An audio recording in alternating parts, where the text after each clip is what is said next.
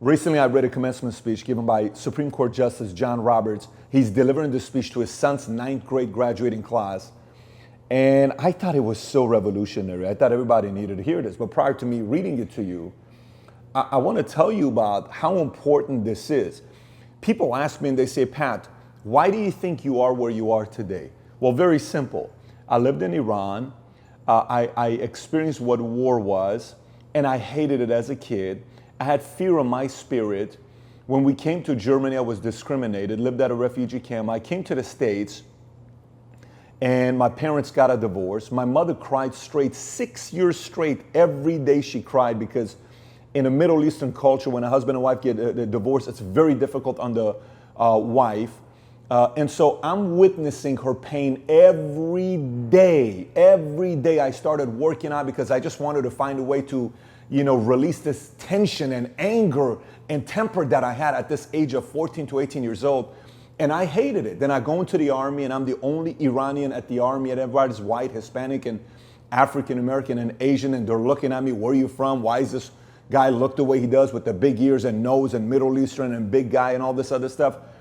And then I went into business and I had to fight my way to the top in a company and an industry that's predominantly white, Caucasian insurance industry. The average agent is a 59-year-old white male with a 4-year degree, and I'm a 23-year-old Middle Eastern from Iran without a 4-year degree. How am I going to make it in that industry?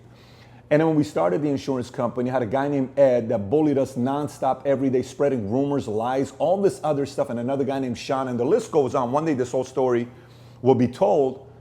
And then we get to where we are today, that we've had 9 quarters of the company growing, that the top line revenue is beating the prior quarter. And people ask me, what is the key to success?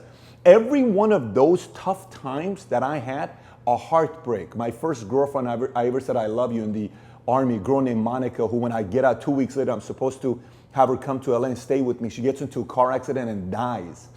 First girl I ever said I love you to. All of those things are the reasons why I am who I am today.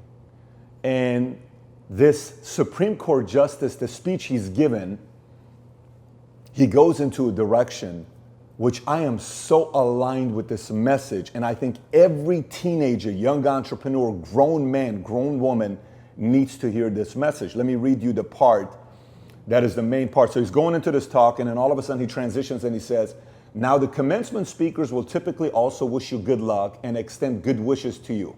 I will not do that, and I'll tell you why. From time to time in the years to come, I hope you will be treated unfairly so that you will come to know the value of justice. I hope that you will suffer betrayal because that will teach you the importance of loyalty. Sorry to say, but I hope you will be lonely from time to time so you don't take your friends for granted.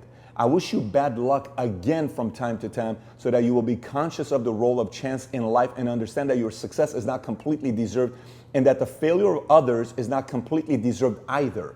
And when you lose, as you will from time to time, I hope every now and then your opponent will gloat over your failure. It is a way for you to understand the importance of sportsmanship.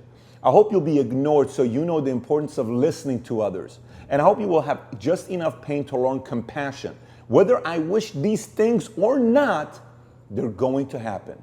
And whether you benefit from them or not will depend upon your ability to see the message in your misfortunes. That's how he finishes up the message. I think sometimes we want an easy life. I think sometimes we want everybody to love us and buy from us. And it's so easy, it's so great, it's all this other.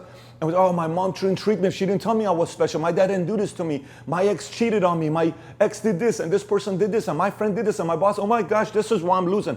Bullshit. Those are all the reasons why you have a shot at doing something big with your life. Those are all the reasons. Those are all the reasons why you can use as an ammunition to say, boom, world, I'm coming. I'm going to do something big with my life. And no one expects it.